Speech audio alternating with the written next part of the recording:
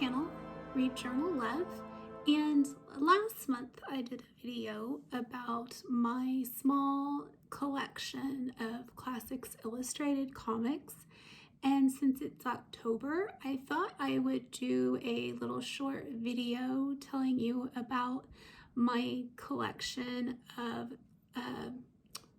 retro or vintage Gothic comic books.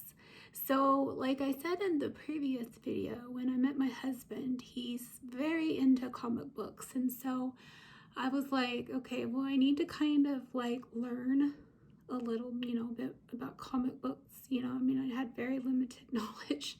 So I kind of just dove in, and my husband helped me find some type of comics that, I could enjoy. So when we went to comic book stores, we had, things to look at, but we were still doing, we had our own things to look at, but we were still enjoying the comic book stores together.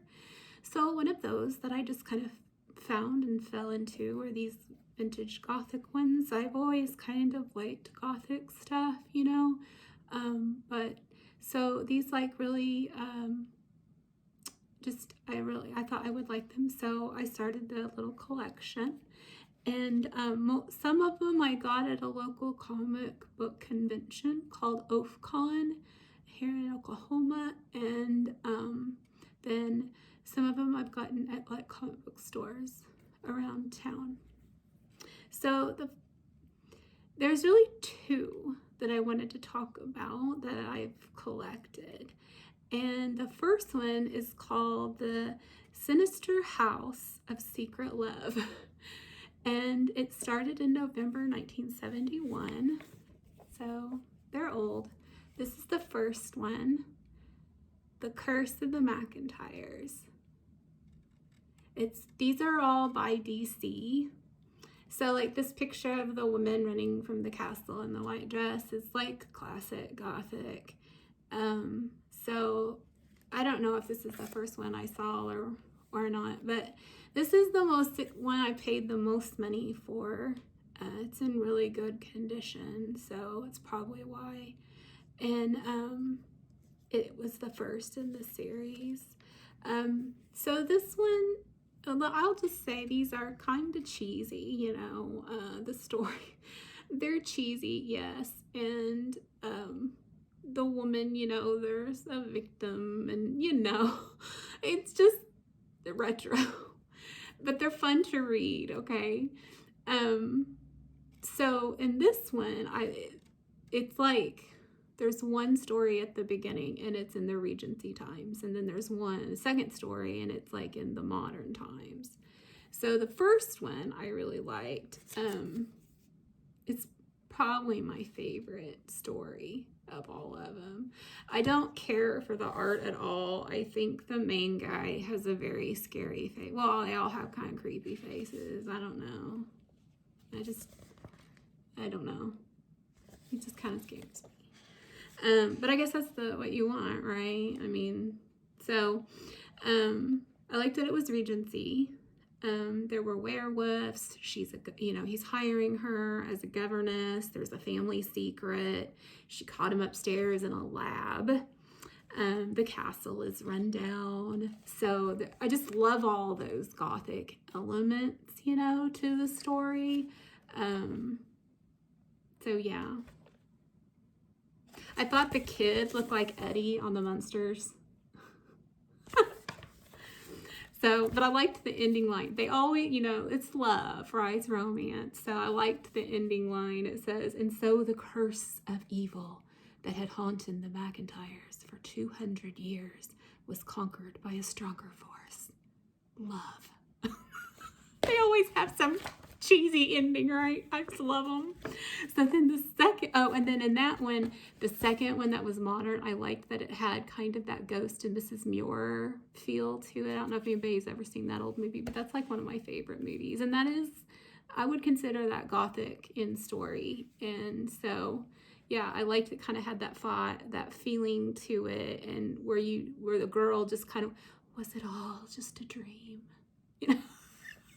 So the second one is, okay, now this one yeah, to wed the devil, like, you know, I read Christian things, but I like these little, but when the devil, you're thinking like Heathcliff from Wuthering Heights. You're thinking the Phantom from actually, the man is a mix-up of those two, Heathcliff and the Phantom. So, I mean, he's got like a problem on his face. So there he's the Phantom, and he lives in this castle, and there's a dungeon, and then he's Heathcliff. I mean, just look at this guy. Look at him. So Heathcliff, right? So this one was from January 1972. It's also from DC. The art is, I like the art better in this one. It's probably my favorite of all the art. I felt like it had the most Gothic feel to it. It's by a Tony DeZuniga. There was good angles, and the colors are kind of like more this subdued, like earthy, muted tone, which I thought was more Gothic. Of course, it had the woman in the white dress, but like, I don't know, I just kind of liked this picture here. I don't know, there's one back here where she's on, it's like in between two staircases going down the same way, and thought that was kind of Gothic. I liked how his arm was in this picture, like he's like just blazing that door open, right? Like, I just liked it. I like this. I just like the art. This is my favorite of all of them. Like the castle and the buggy. There's like, she gets, like a bandit gets her, and so, yeah, there's a lot in that story. Now this one, there was, he is evil. Well, and so there's witchcraft at the beginning, but then there's like a very good faith outcome at the ending. I was very happy with that. It was a marriage of convenience, so that was there was that trope in there. So you could kind of detect tropes in there too, you know, which is kind of fun. Then the third one in this series, it's The Secret House of Sinister Love. This third in this series is from March of 1972. So they were like, every couple of months they would print a new one. And so this one's in modern day, and it's set in Greece, and I didn't much like the story, but I like the guy a lot. He, it's on an island, there's a castle, and he has a falcon, like the bird. I mean, check out this picture. Loving it. I like that the art was a little bit more, I don't know, maybe because it was modern. It's kind of got that romance comic, pop art kind of look to the females. But I just love this guy. Just love that one with the falcon in the background. It just, I don't know, I like that. Oh, and then there's sirens, like in the ocean, you know, like that's part of the story, which I liked. Not a big part, but it's in there. Okay, so that was the first series. And then the second series is called The Dark Mansion of Forbidden Love, and it's also by DC. And this actually started a couple months before the other one. So this one started in October 1971. And so this one is The Secret of the Missing Bride. My husband just got me this one this year, so as a treat, because I told him, I was like, I want to do a video about these Gothic comics. I was like, but I don't have the first one, and so he got it for me, and I read it, and it's good. Like, this isn't my favorite, which is sad because it is the first one, you know, like I wonder how many people didn't keep on because this one was just kind of like, right? I gave it a 3 on Goodreads, but there was a family secret, and like one thing in the Gothic comics, like, is the guy a rescuer or is he like the villain, you know? Mind games, I think, is what I think of is they do mind games, right? So is he good or is he bad? Is he the villain? Is he rescuing her? And in this one, they're in the castle, of course. And there's like a couple family members that I'm gonna say like they're trapped in there because they have issues or whatever, you know, like, so they never leave the castle, and she finds him, stumbles on him, and you know, like hidden people, I guess. But I thought the art in this one was good as well, because it's a little bit more modern. I don't know. But I like that one.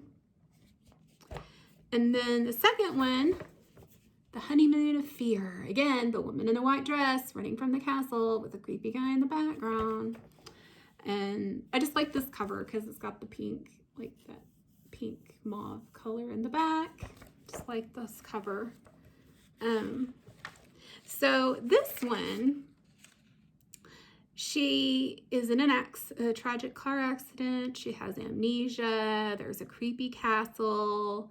It's set in the moorlands, which I like, which we all know has a very Gothic feel.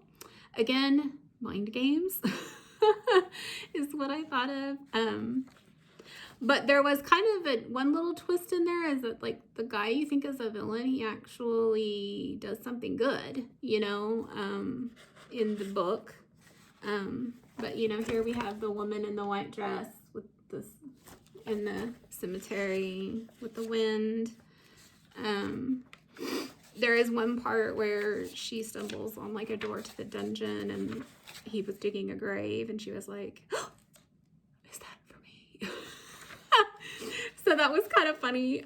Like, oh, here it is. Like, there's the man.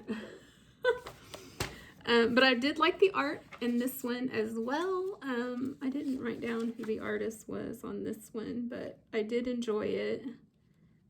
Sometimes they tell you, sometimes they don't. This one is getting ready to probably fall apart.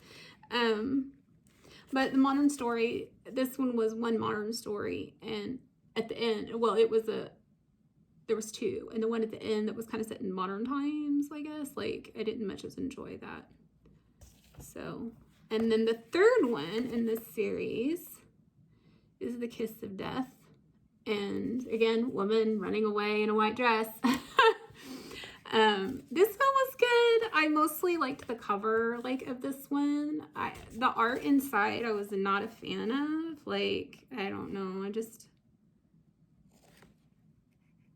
It was all right, I guess. I don't know. I don't really know what to say about it. But the story was just okay. Like, again, it was a three-star for me. And then the last one in the series, this one was in February 1972. And this one was in March 1972. This is the last one I have. A Kiss from the Grave. And it's good. This again had those colors to the print, to the ink, that I liked better, that I thought had a more kind of, you know, Gothic feel to it, kind of dark and sinister. And I just, you know, colors with art and stuff, colors kind of set the mood, I think. And so I liked that about that. But like I said, the art is better, and it was by, I wrote them down here, Ernesto Chua and Vincent Coletta. Now, Vincent Coletta, that is a name that I have read about in my several of my books about the romance comics. So he is a famous artist, and so like that me with very limited comic book knowledge would recognize. So that would say, you know, that's probably why this art is a little better, because you have somebody with a more recognized name.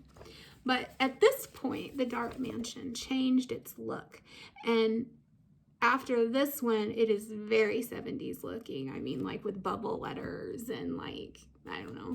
So like, then, you know, so these are what I would consider have that Gothic feel. So then there are some that you'll see in the comic book stores that say Gothic, but they're really more horror. And I steer away from those personally because of my beliefs, but these are fun, they're enjoyable, and they're just a good little read, and it's something for me to collect. So if you ever go to the comic book store with your kids or your spouse or whoever, just check and see if they have any of these or any of the Classics Illustrated. Comics have been around for a long time. There's a lot of history with comics, and a lot of little neat subgenres, I guess, of your average superheroes. So yeah, next time you're out in a comic book store, check them out because they are a lot of fun. They're very cheesy, but they're fun.